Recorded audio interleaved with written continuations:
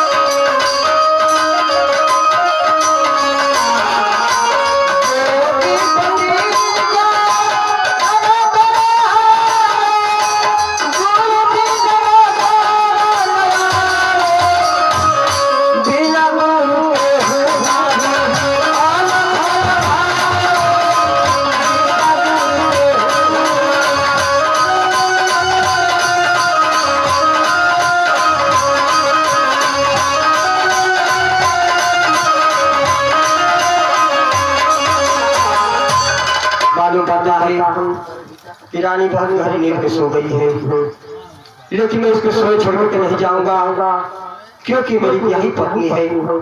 यदि सोए छोड़ के जाऊंगा तो मेरे ऊपर बहुत ही बड़ा पाप पड़ेगा, इसलिए मैं इसको बुला के नहीं जाऊंगा।